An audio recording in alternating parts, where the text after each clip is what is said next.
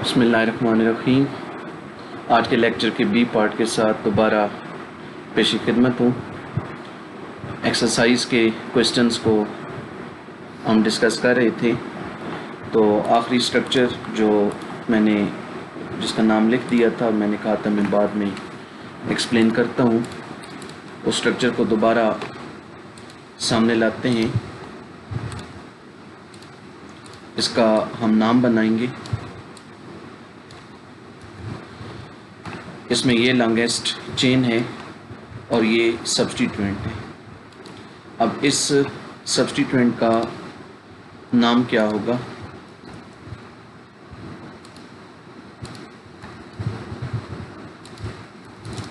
वो ज़रा देखते हैं।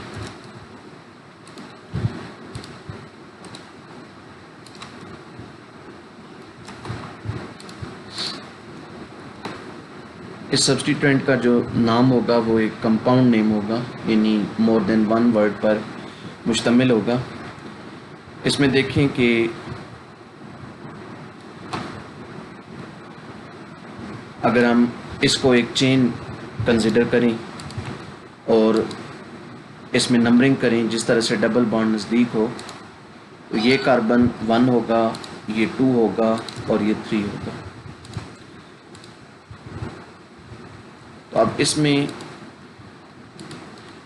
जो कार्बन नंबर 2 है वो पेरेंट चेन के साथ अटैच है, तो हम इसका नाम कुछ यूँ लिखेंगे। टोटल कार्बन 3 है तो प्रीफिक्स लगाएंगे प्रोप, प्रोपस से प्रोप।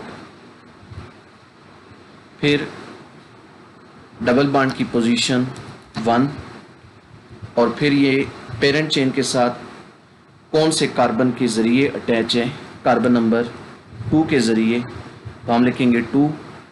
और फिर आप जानते हैं कि सब्स्टिट्यूएंट्स के नाम के आखिर में हमेशा YL आता है, तो 2 के आगे YL लिखेंगे। तो ये इस सब्स्टिट्यूएंट का नाम बनेगा प्रोप 1ene 2il। अब ये अटैच किस कार्बन के साथ है? जो पेरेंट चेन है उसमें कौन से कार्बन के साथ अटैच है, उसके लिए इन कार्बन्स को नंबर दें। तो ये अब आप देख सकते हैं कि कार्बन नंबर 4 के साथ अटैच है। अब ये नाम ब्रैकेट में आएगा और बाहर इसकी पोजीशन आएगी 4, तो 4 प्रोप 1ene 2il। क्योंकि इसके नाम में एक ज़्यादा अल्फाज हैं तो हम ये नाम ब्रैकेट में लिखेंगे। ऐसे जो नाम होते हैं जो एक ज़्यादा अल्फाज पर मुश्तमिल हों, इन्हें कंपाउंड नेम कहते हैं। तो ये सब्स्टिट्यूएंट का नाम अलॉन्ग विद पोजीशन हो गया। अब आगे बाकी रूल्स फॉलो करें। चेन का नाम, चेन में 7 कार्बन है तो हेप्ट, आगे दोनों ट्रिपल बॉन्ड्स की पोजीशन 1 6 और फिर डाई आइन। तो ये नाम बन गया इसका 4 प्रोप 1ene 2il 1 6 डाई आइन।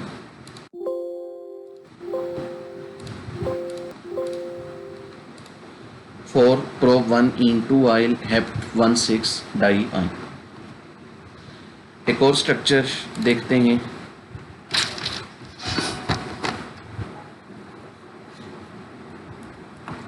एक्सरसाइज में से, उसमें भी सब्स्टिट्यूएंट का नाम कंपाउंड नेम होगा। वो स्ट्रक्चर हमें कुछ इस तरह दिया गया है।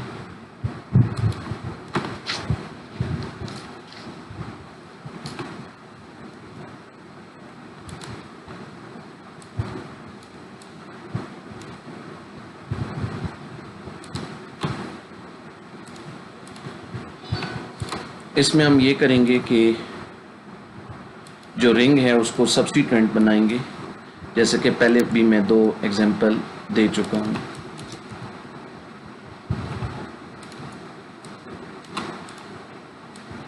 और ये जो 3 कार्बन है इसको हम पेरेंट चेन के तौर पर सिलेक्ट करेंगे। ये जो रिंग है ये सब्स्टिट्यूएंट बन गया। अब नंबरिंग वहाँ से करेंगे जहाँ ट्रिपल बॉन्ड नज़दीक होगा, तो ऊपर से करेंगे, ये इन 3 कार्बन्स को नंबर मिल गए। अब जो रिंग है वो सब्स्टिट्यूएंट है। अगर इसमें सारे बॉन्ड सिंगल होते तो इस सब्स्टिट्यूएंट का नाम होता साइक्लोहेक्साइल। लेकिन अब इसमें डबल बॉन्ड है, तो अब इसका नाम होगा साइक्लोहेक्सिनाइल, साइक्लोहेक्सिनाइल, और साथ में डबल बॉन्ड की पोजीशन बताएंगे।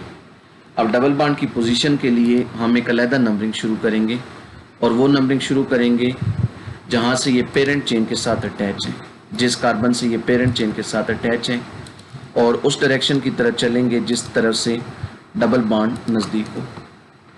इस तरीके से हमने कर दी नंबरिंग। अब डबल बॉन्ड 2 पे आ रहा है, तो इस सब्स्टिट्यूएंट का नाम कुछ हम यूं लिखेंगे,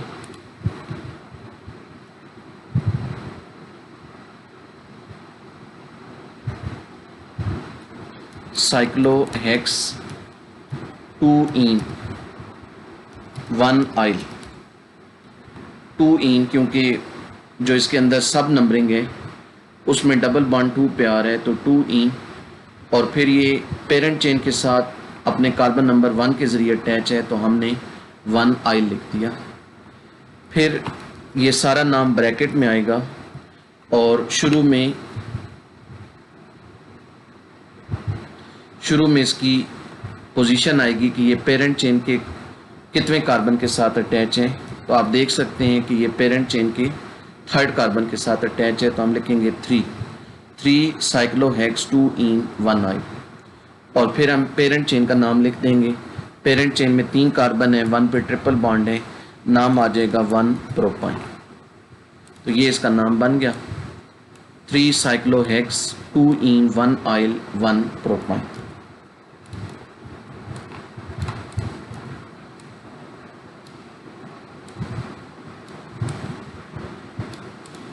ठीक हो गया।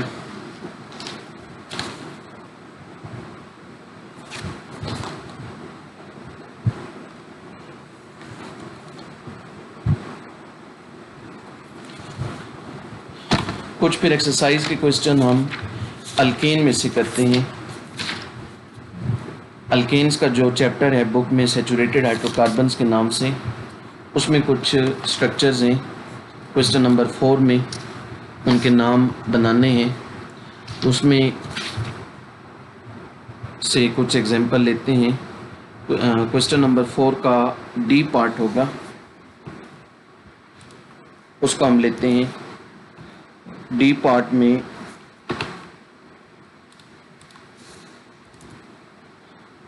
इस तरह है,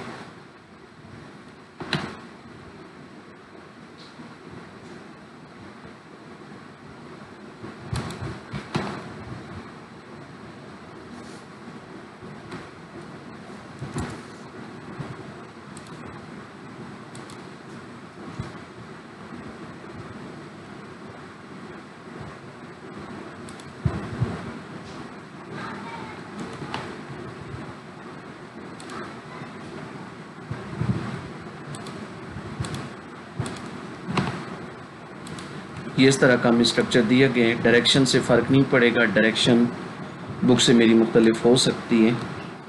अब इसमें लॉन्गेस्ट चेन सेलेक्ट करें, तो 1 2 3 4 5, यहाँ तक हो गए 5।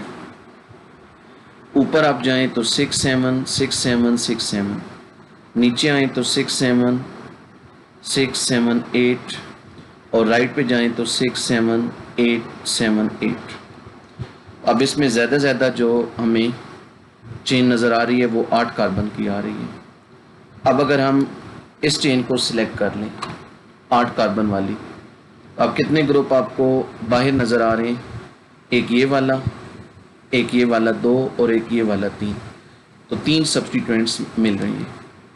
अगर हम ये वाली चेन सिलेक्ट कर लें 8 कार्बन की, इसमें भी 8 कार्बन है। अब हमें कितने सब्स्टिट्यूएंट्स मिल रहे हैं? अब भी 3 सब्स्टिट्यूएंट्स मिल रहे हैं। तो क्या ये दोनों चेन एक जैसी होंगी? दोबारा मद्देनज़र रखें, मैं इस स्ट्रक्चर को 2 दफ़ा लिखता हूँ ताकि कंपेयर करना आसान हो। एक में मैं ये पेरेंट चेन सेलेक्ट कर रहा हूँ, इसको मैंने दे दिया रेड कलर, और एक में ये मैंने की है और इसको दे दिया है ग्रीन कलर। अगर हम ये वाली चेन रेड चेन सेलेक्ट करते हैं तो सब्स्टिट्यूएंट कौन से मिलेंगे? एक ये वाला मिथाइल होगा, एक ये वाला टर्शरी ब्यूटाइल होगा और एक ये वाला सेकेंडरी ब्यूटाइल होगा। और अगर हम ये ग्रीन वाली चेन सिलेक्ट करते हैं तो फिर एक ये वाला सब्स्टिट्यूएंट टर्शरी ब्यूटाइल होगा, उसके बाद एक ये वाला क्या होगा, आइसोब्यूटाइल होगा और एक ये वाला सेकेंडरी ब्यूटाइल होगा, सॉरी ये होगा मिथाइल होगा।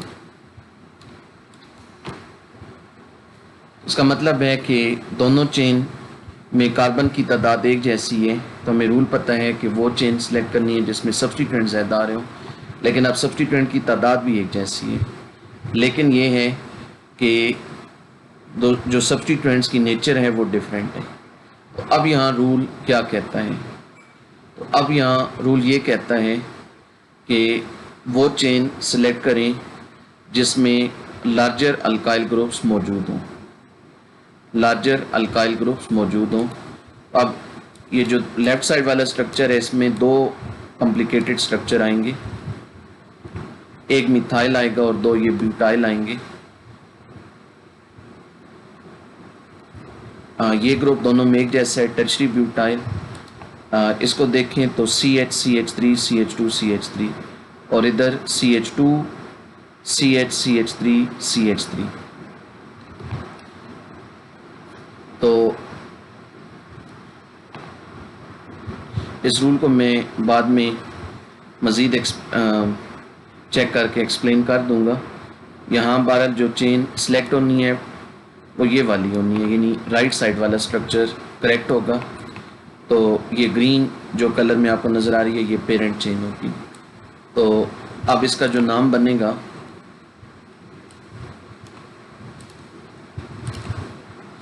वो ये होगा 4 secondary butyl 4 tertiary butyl 2 methyl octane. 4 secondary butyl 4 tertiary butyl 2 methyl octane, ये इसका करेक्ट नेम आया।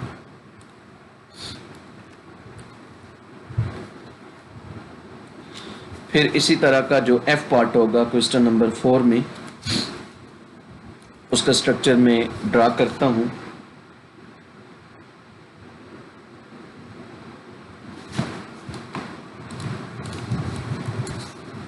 इस तरह की एक चेन है,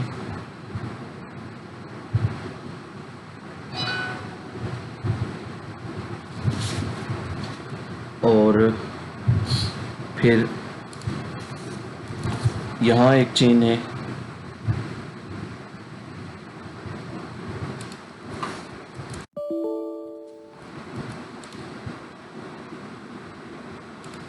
और फिर एक ये ग्रुप है, फिर यहाँ मिथाइल है, फिर यहाँ मिथाइल है, यहाँ है और यहाँ है। तो अब इसमें आपने क्या करना है, पेरेंट चेन को एहतियात से सिलेक्ट करने। अगर हम ये वाली चेन सिलेक्ट करें तो इसमें 14 कार्बन है, ये आप काउंट कर सकते हैं, 14 कार्बन है।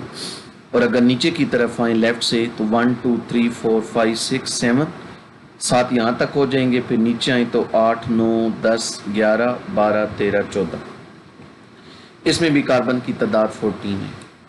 तो अगर हम ये वाली चेन सेलेक्ट करते हैं, मैं ये स्ट्रक्चर 2 दफ़ा लेने लगा हूँ। अगर हम ये वाली 14 कार्बन की चेन सेलेक्ट करते हैं तो कितने सब्स्टिट्यूएंट होंगे, 1 2 3 4 और ये सारा 5 सब्स्टिट्यूएंट होंगे, 4 मिथाइल होंगे और एक ये और होगा। और अगर हम ये वाली चेन सेलेक्ट करते हैं, ये वाली,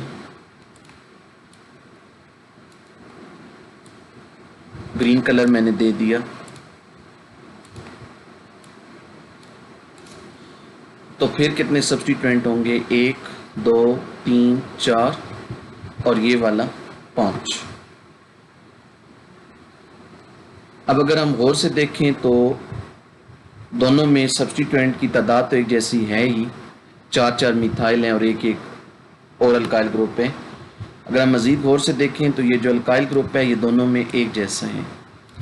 इसमें अगर आप कार्बन की तादाद गिने तो 6 कार्बन की चेन है और एक एंड से 2 पे मिथाइल है। इसमें देखें तो इसमें 7 कार्बन की चेन है और इसमें भी 7 कार्बन की चेन है दोनों में। इसमें नीचे से 4 पे मिथाइल है और इसमें दाएं से 3 पे मिथाइल है।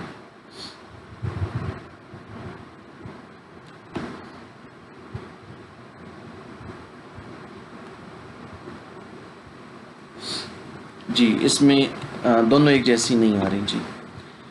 पहले स्ट्रक्चर में 5 सब्स्टिट्यूएंट्स हैं, 1 2 3 4 और ये नीचे 5। और ये जो ग्रीन कलर में चेन है इसके साथ सब्स्टिट्यूएंट कितने बनेंगे? 1 2 3 और ये सारा तो एक ही होगा। ये अब बाहर है तो ये सारा तो एक जैसा होगा।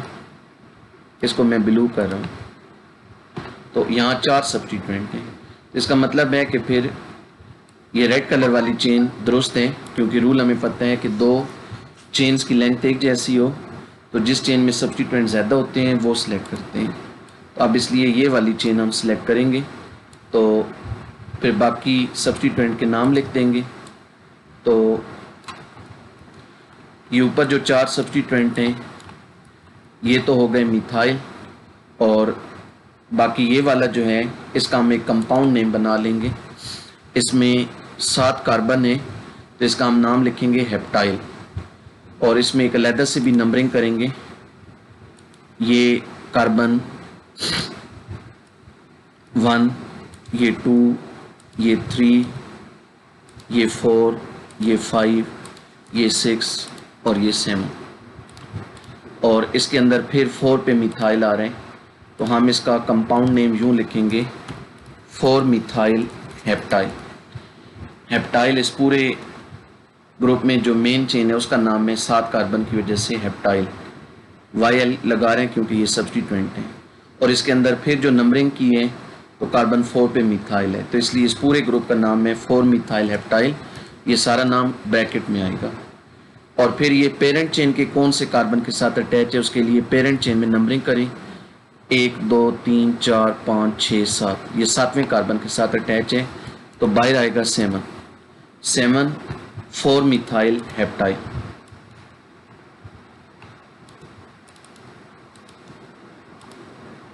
Seven 4 methyl heptyl. और फिर आगे बाकी सब्स्टिट्यूएंट्स के नाम लिखें। 4 मिथाइल हैं, एक 2 पर, 6 पर, 8 पर और 12 पर। 2 4 6 2 6 8 12 टेट्रा मिथाइल। और फिर पेरेंट चेन का नाम, पेरेंट चेन में 14 कार्बन थे, 14 को टेट्रा डेका कहते हैं तो वहाँ से नाम बनेगा टेट्रा डिके। तो ये नाम आ गया 7 4 methyl heptyl 2 6 8 12 tetra methyl tetra decay, ये इसका नाम बन गया। तो ये एग्जांपल्स हैं। उम्मीद है अब आपको मज़ीद अंडरस्टैंडिंग हुई होगी कि अगर एक कॉम्प्लिकेटेड अल्काइल ग्रुप हो तो उसका नाम कैसे लिखते हैं। तो अब आपकी आज की जो असाइनमेंट है वो क्या है, आपने सैचुरेटेड हाइड्रोकार्बन की एक्सरसाइज में क्वेश्चन नंबर 4 के बाकी पार्ट्स मुकम्मल करने हैं पेज नंबर 113 पर, और अनसैचुरेटेड हाइड्रोकार्बन की एक्सरसाइज में क्वेश्चन नंबर 1 जो है उसके बाकी पार्ट पेज नंबर 165 पर। ये मैं हैंड आउट्स में लिख देता हूँ कि ये क्वेश्चन है, तो ये आपने असाइनमेंट मुकम्मल करनी है। तो ये आज का लेक्चर था। इसके साथ फिर अल्कीन्स और अल्काइंस का नोमेनक्लेचर मुकम्मल हो जाएगा और हम इंशाल्लाह नेक्स्ट टाइम अल्काइल हेलाइड्स और अमाइंस का नॉमेनक्लेचर एक ही लेक्चर में पढ़ेंगे। तो कल अगले लेक्चर के साथ दोबारा पेश खिदमत होंगी। अपना ख्याल रखिएगा। अल्लाह हाफ़िज़।